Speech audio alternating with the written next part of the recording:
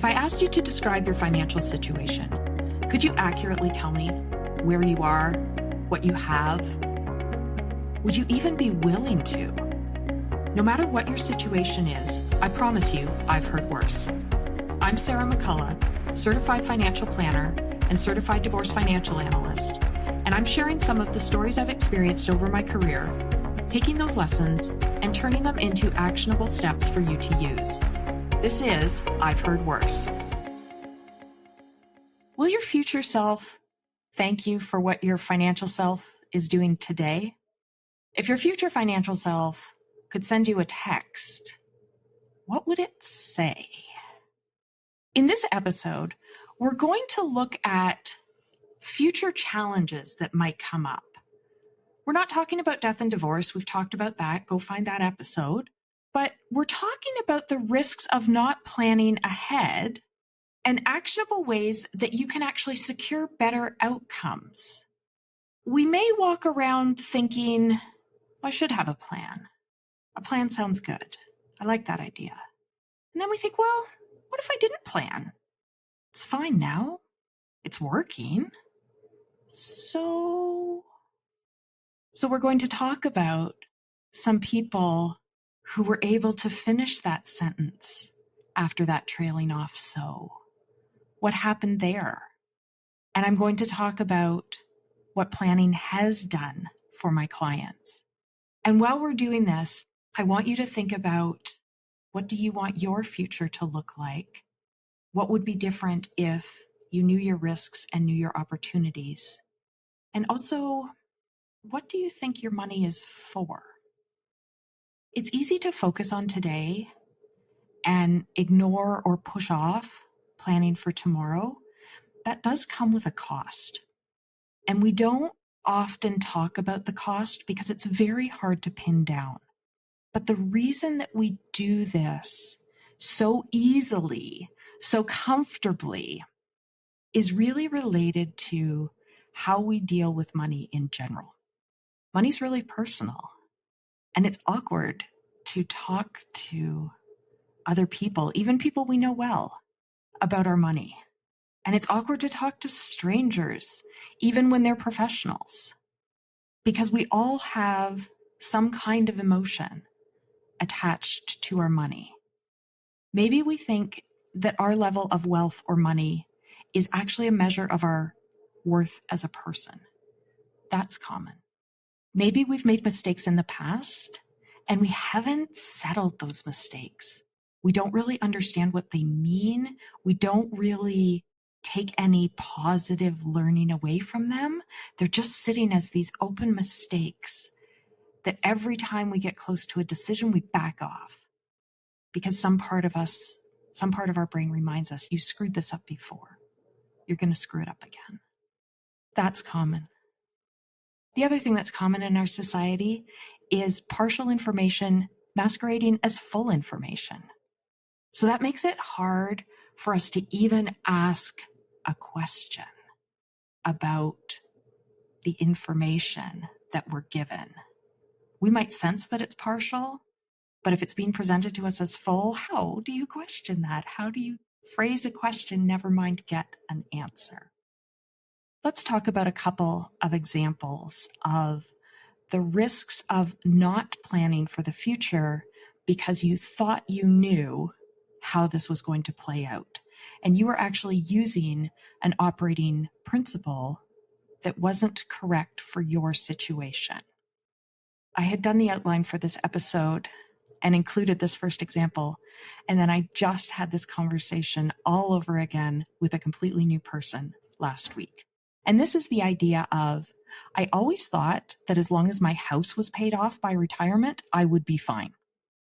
And sometimes clients find out when they're within spitting distance of retirement that that's not true for them. They're actually not fine in the way they thought they would be fine. And in fact, fairly significant changes are required for them to remain financially stable. And that's a shock. I still remember the look on one client's face when they said that to me, that that's what they had always thought. And now that they were planning with me, they were very, very clear that that did not apply to them. And the complex part of this, that was true for both of these clients' parents, actually. So it's not that they were operating off false information. They weren't operating off a lie. They were just operating off a truth that was built on underlying reasons that were true for those parents, but were not true anymore for the clients that were in front of me now. And when you don't have a plan, you won't know if the story that you're operating on is true for you or not. And if it's not true for you, you are going to find out the hard way. Whether you find out within 5 years of retirement, 3 years of retirement, partway into retirement, because that absolutely happens. That actually happens quite easily. So it's very easy to take other people's visible experience and decisions and apply it to our own situation. And again, we may or may not have asked questions. We may or may not have gotten answers. But what we didn't get was full information applied to our specific context. Another example might feel like a little bit of a smaller one. But again, it's this idea of, did you really fully test out the beliefs that you were operating on and how they affected you, not just today, but over time? And this one was really just a few moments in a retirement planning meeting. And we had been over their projections a number of times, and they were getting frustrated. Their income was high. They were currently still working. They did want to retire within 3 years. Their net worth was high. That was true. But they wanted to keep spending in retirement what they had been spending while they were working. And finally, one of the clients said to me, really exasperated, "We're saving $25,000 a year in our RRSPs. That's a lot of money." And then she stopped talking and just looked at me with that kind of eyebrow squinty stare, like daring me to say that wasn't a lot of money. And I said, that's true. You are saving in your RRSP, and $25,000 is a lot of money. But you want to spend $15,000 a month in retirement. So in retirement, that 1 year's contribution is going to fund about 6 weeks of your retirement. So both of us were saying things that were true. We are both partially right. But what they didn't know was how that played out over time. And when you are close to something like retirement, or if we think of the other big financial milestones, buying a house, choosing an investment strategy, those types of things, if you are operating without a plan and on partial information or on somebody else's information, you are going to one day find out potentially that that wasn't true for you. And then you're going to have to make big changes. Changing retirement goals 3 years before retirement is very different than understanding what's possible 15 or 20 years away from retirement. Understanding how much house is affordable is very different before you buy than after you buy. But the number's the same either time. Another common misstep that happens is when we make a big change, again based on assumptions, and we haven't fully understood, again, what that means for us. And I find these tend to happen when a client makes a geographical move or makes a career change, and they've assumed that lower costs are going to happen after this change has made. If we live over here, our costs of living will be lower, and so we can save more money. Because sometimes the real estate price is lower, but maybe there are other associated costs that are higher. 2 recent examples that I've heard are moving to a more rural area. So the clients made a switch from kind of urban to rural. So they did pay less for the house. And their costs of transport went up. And their health wasn't great. They were older, which meant that they were driving in and out for a lot of medical appointments that really erased the cost savings that they had expected to happen. Another person that I was talking to recently, again, had made a fairly large geographical change, assuming that cost of living would be lower because lifestyle was more relaxed. Turns out that not only are property taxes and heating costs significantly higher, groceries in this area that they moved to are higher. Who knew? They certainly didn't know before they did it. But when you're feeding a pack of teenagers, this makes a difference. So these ones had made not only a geographic change, but also a career change at the same time, on the assumption that cost of living would be lower, and it's not. But now they're there. So now we're working out, now that you've made these decisions, and they don't want to undo those decisions. Definitely not the geography. The career they're debating. But do you see how that was a shock? And now they're there. So we're going to work with where they are. But that's a very different experience than knowing before you land in that situation. So think of that phrase that now may sound a little old-fashioned, that look before you leap. It's that. So you might not feel like you're at risk right now. Things might be going fine. Everything's working. But over time, you may be working towards or working down a path that you don't want to go down. That the end of that path isn't where your goals were. Your goals were somewhere else. Or maybe you were actually opening up a risk zone, or the risk zone was already there and you didn't know to protect against it.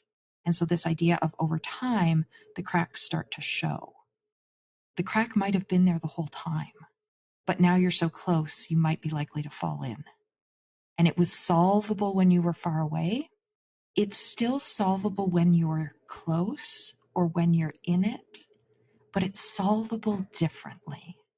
There is an intensity to that that's different when you're far away versus right in it.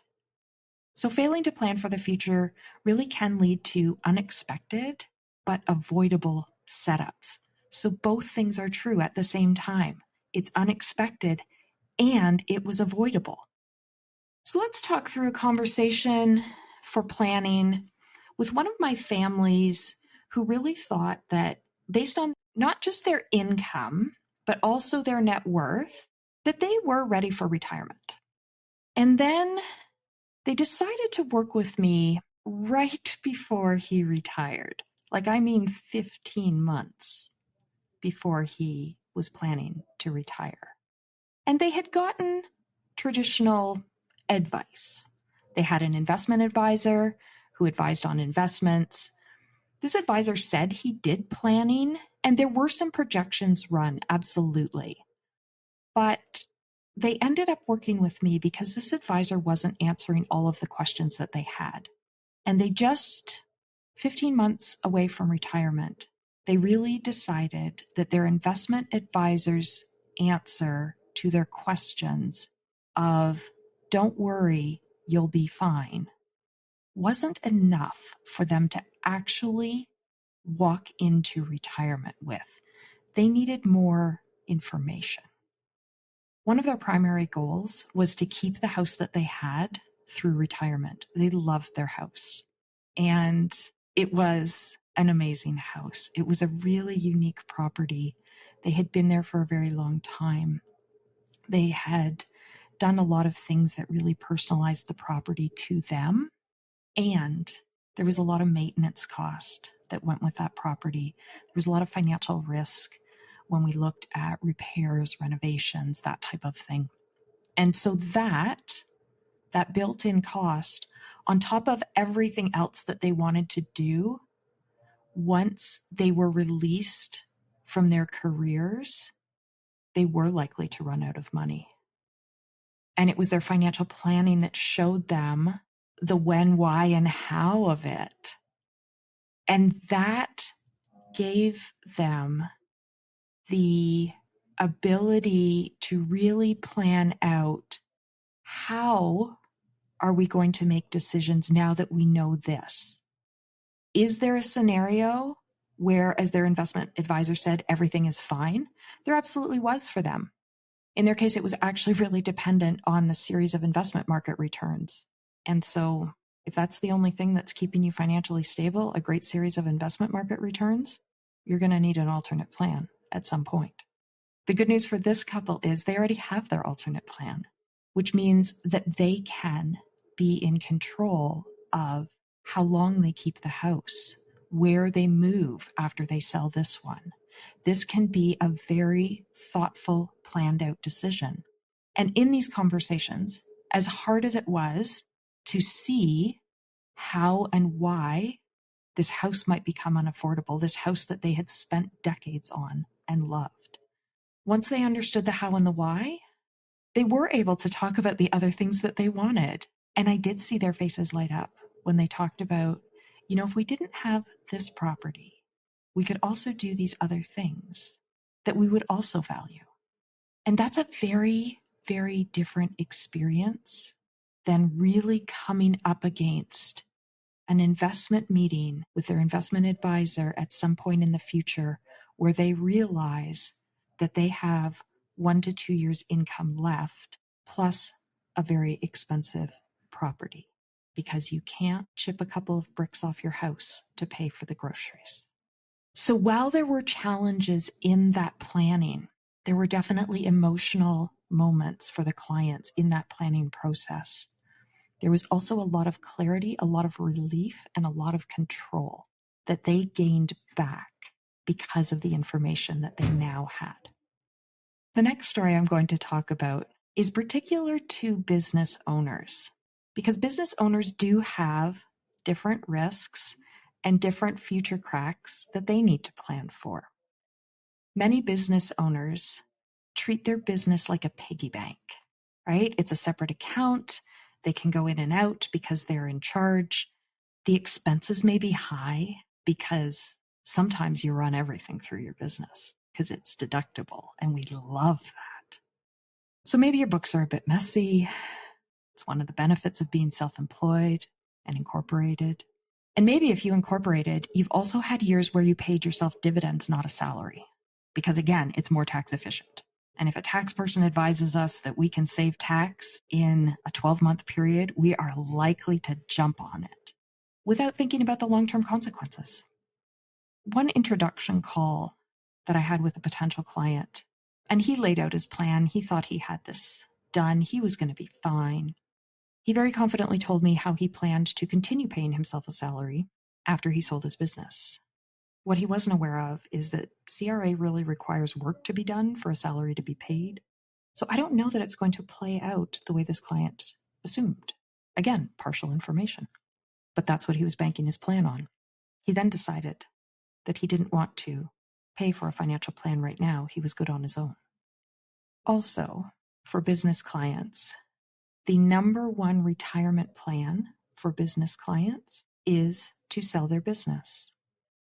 The Canadian Chamber of Commerce in August of 2024 estimates that 4% of small and medium-sized businesses in Canada were for sale. Didn't say they were sold, said they were for sale. Because remember those messy books that we just talked about? Because you were trying to defer tax or eliminate tax, and so you expensed everything that you could? That's not really attractive to a potential buyer. So the odds of actually selling your business at a dollar level that covers all of your retirement needs in Canada is not high. That generally doesn't happen. But that is, in fact, the prevailing belief. StatsCan in 2020 estimated that 61% of small and medium-sized businesses in Canada were actually owned by people age 50 and above.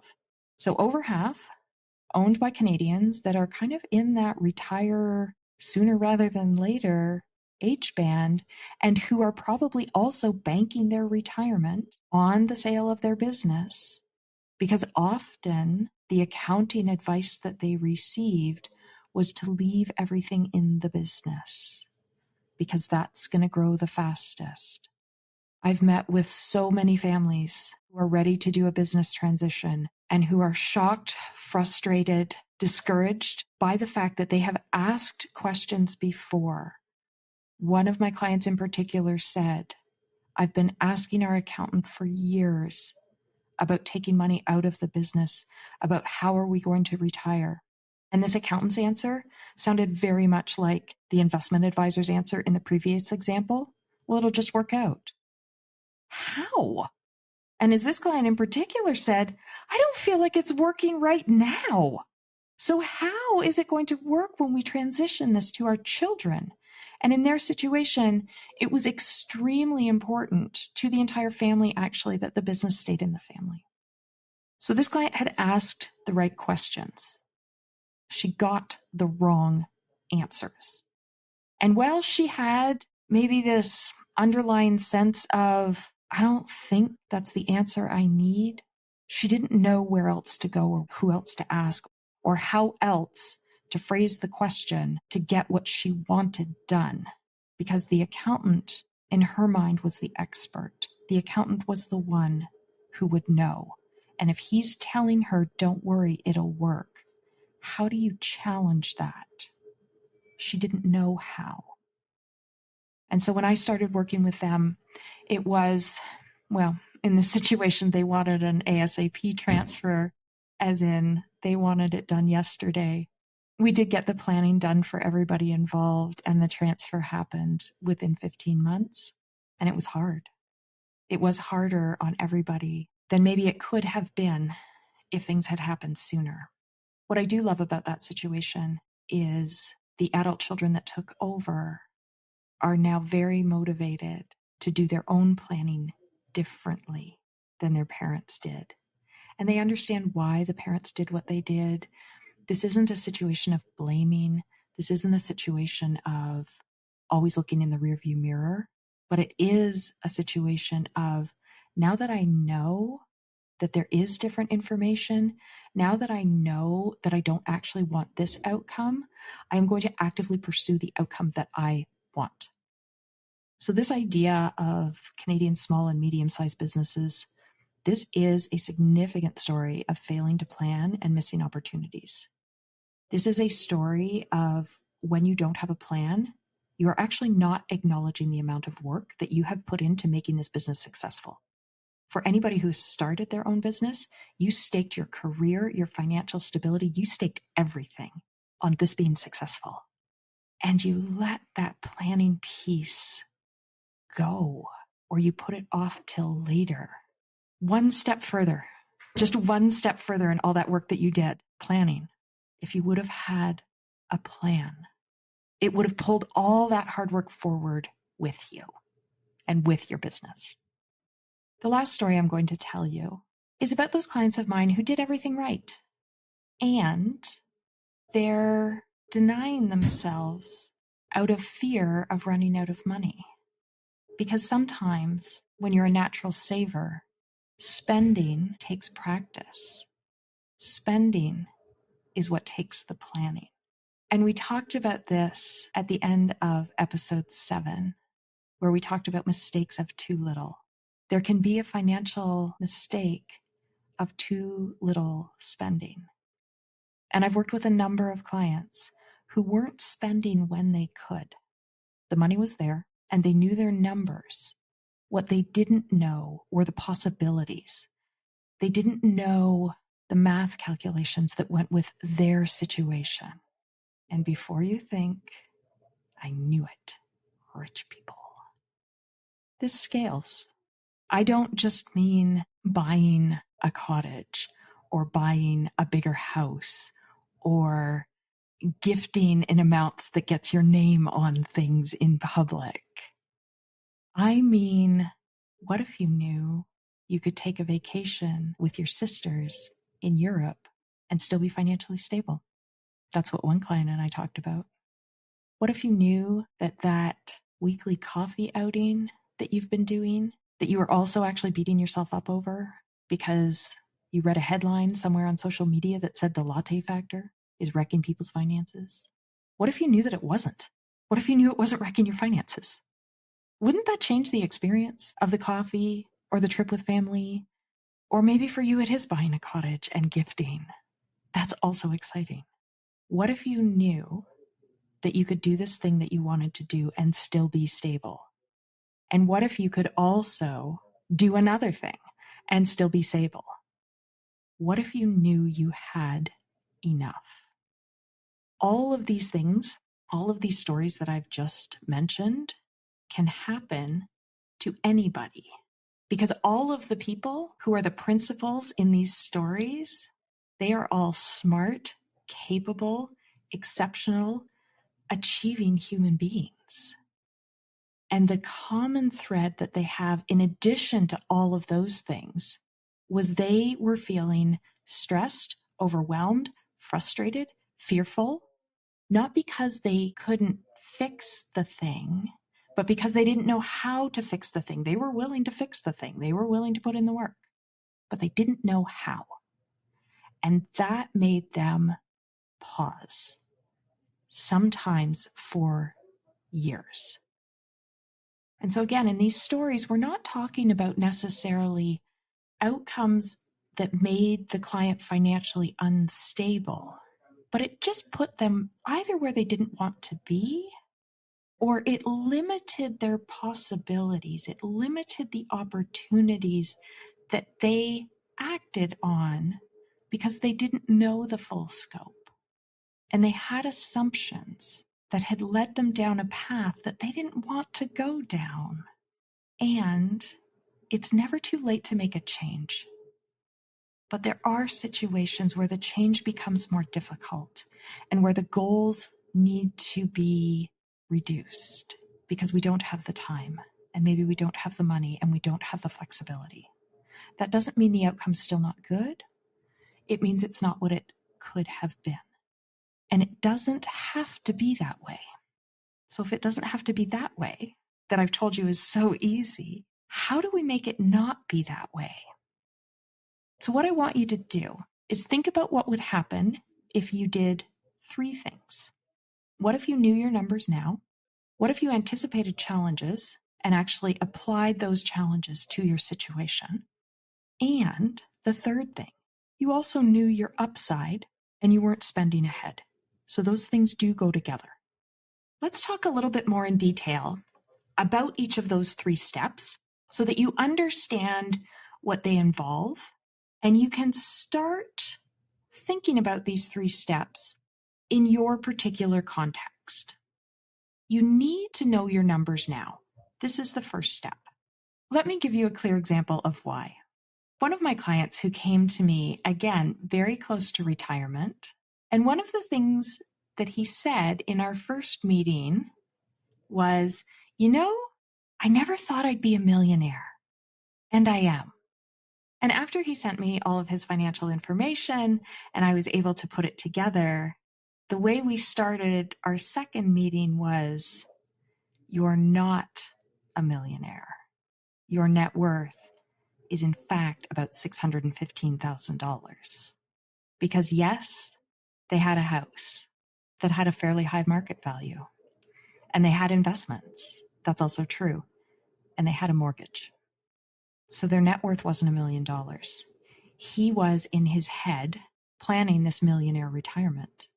But that's not what was actually happening day to day. And so there were some decisions that needed to be made. Whether it was about the house, whether it was about their spending, there are options, and I gave them all of the options. But do you see how, not knowing the numbers, he was starting from a place that he wasn't actually at? That's a problem. Because in that situation, it's not that you're not following a path that isn't yours, you're not standing on a solid path. And again, this is so easy to do. It's so easy when we don't sit down and put everything together in one place at one time, when we just carry these pieces of information in our heads. I've mentioned in earlier episodes the impact that it often has on my clients when they see their net worth all together. And I see frequent reactions on both sides. Sometimes on the side like this client, where he's a little surprised on the downside. He's telling me he's a millionaire. I'm telling him he's not. So I see it on the downside and on the upside. And so think about what would be possible if you knew your numbers. You would be making decisions today and going forward based on your reality. So the next step, now that you know your numbers, I want you to think about challenges. So when you think about the next 5, 10, 15 years, what do you want? What are your goals? What would make you feel proud? What would make you feel secure? Once you think about those things, I want you to think about the challenges that may happen between here and there. You're just brainstorming possibilities. What could go wrong and how would I handle it? And again, this isn't just about the big things like death and divorce, although those are challenges that it is important to anticipate. I also want you to think about the more regular things that happen. So I want you to think about, if you own a car, you know that there's maintenance costs.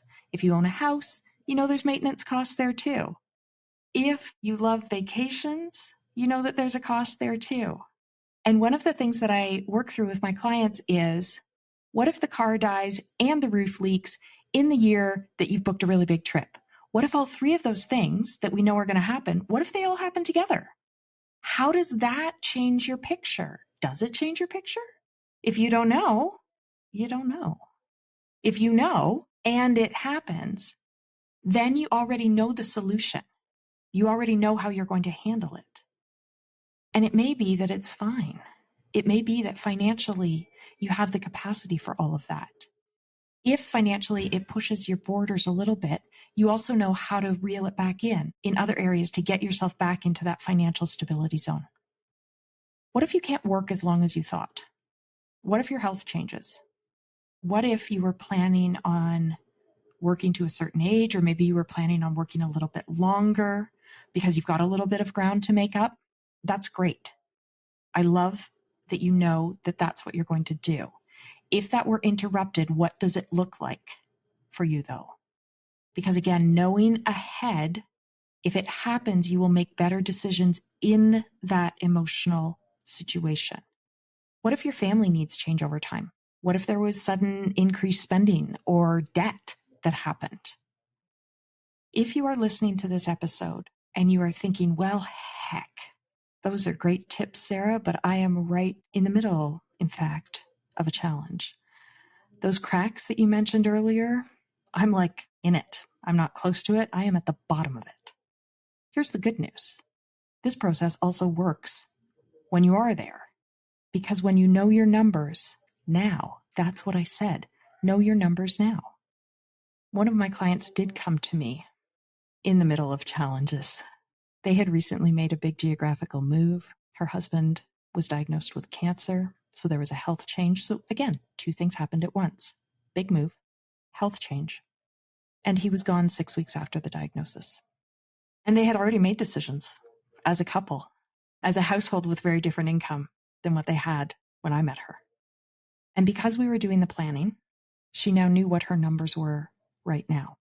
And she knew where her financial risks were. We talked about her goals, which meant she could start looking at opportunities. And for this client, she actually took 18 months to consider her situation because she did have some financial leeway. So over that 18 months, we did meet many times. And she asked me all of the questions she had. And I answered all of the questions she had, including scenarios of what was possible. And then she made decisions. They weren't easy decisions, but they were the right decisions for her. And she made them understanding that she was making these decisions now to not just keep herself financially stable, but also to increase the opportunities that she had. So she reprioritized her goals. She reprioritized away from a large home to traveling to see family. So even if you are in the cracks, if you are in the middle of maybe not just one challenge, maybe multiple challenges, slow down if you need to. Slow down, back up, and go back to step number 1, which is know your numbers now. So the last step, knowing your upside and not spending ahead. This is important. So when you think about the examples that I gave with business owners, I find business owners, we talked about the failing to plan and causing financial instability, potentially. The other thing that failing can plan to do is you don't actually recognize when you're successful, which means you're missing opportunities again. So they don't know their upside. They just are caught in this siege mentality of trying to build a business. And we keep that mentality sometimes past when we need to, past when it is serving us, past when it is the basis that we should be making decisions on. So knowing your upside is important. Not spending ahead, though, also important. It may sound crazy when I say it, but I have met with numerous clients who, when I say, I am concerned about your spending, they say, that's okay, we're expecting an inheritance. A remarkably high number of Canadians name inheritance when they're asked about their retirement plan. It's kind of like hoping you win the lottery, I guess. So don't spend ahead. If you are in a situation where you are spending ahead, because those will happen or they can happen, there's also a way to deal with that. Shannon Lee Simmons is another advice-only financial planner based in Toronto. She's written a number of books. I love them. I think they're very readable. I think she gets her point across really well. So if you are a reader, there will be a link in the show note. Absolutely go and find and buy her books. She talks about situations where maybe you do need to spend ahead. Maybe you have a new baby and you have taken a parental leave and your income's changed. Maybe you are in the early stages of a new business, or for whatever reason, you are taking on debt at this time. She calls it a controlled burn, which means if you are spending ahead, first thing, you need to know you're doing it. Second thing, you need to plan for that, which means you need to be very disciplined about your borrowing. You need to have an end date, and you need to have a plan to pay it back. Okay? So does that make sense? You're going to know that you're in a controlled burn situation, and you're going to have a plan to stop the burn so it doesn't turn into a dumpster fire. One of the things underlying all of these financial issues that we've talked about is not knowing what the possibilities are, and not knowing then how to choose the best options for yourself and your family. Unbiased advice from an expert is one of the best ways to fix this so that you can enjoy your life and your money now while still ensuring that your future is stable. So before we wrap up, let's talk briefly about what do these moments of clarity that I keep talking about, what do they give you? What's the payback here for all of this work? One of my younger clients, mid-20s, good job, stable income. He has also inherited some money. And he contacted me to say, can we talk about buying a house again? I know real estate's expensive, but I'm done with renting. And when we got into the meeting, he also said, I'm done with roommates, which is fair. So when we talked about it, and we talked about the full cost of owning a house, because he absolutely was carrying this idea of renting is throwing money down the drain, my mortgage payments would be the same as my rent. And in his planning discussions, we were really able to be clear about what the costs were of owning a house. Because the other thing he was very clear on in the meetings was he didn't want to change or reduce his lifestyle that he had with his friends. So his hobbies were important, his activities were important, being able to spend time and money with friends was extremely important. And he did not want that to reduce in exchange for a house. That for him was not a worthwhile trade-off. And so after I was able to show him all the numbers, he decided not to buy a house. The other scenario that I showed him was what happens if he paid more rent. Because if you want to ditch the roommates in his situation, he could ditch the roommates. I said, if you paid this much more rent, this is what it looks like over the next 10, 15, 25 years. And that was a financial picture that he was comfortable with. So he moved. He rented a bigger place without roommates. And now he's settled. He's happy. He's gotten his answers. He's made his decision. He's financially stable now and going forward. One of the other moments of clarity that can happen when we do financial planning is how are money conversations happening in a relationship? And one of my bigger changes for clients was when part of their planning conversations included who was doing the day-to-day, month-to-month bill management and expense management. Because they were both adults, this was second relationship for both of them. And one of the things that they said was, we're arguing. We don't like the conversations we're having with each other about the money.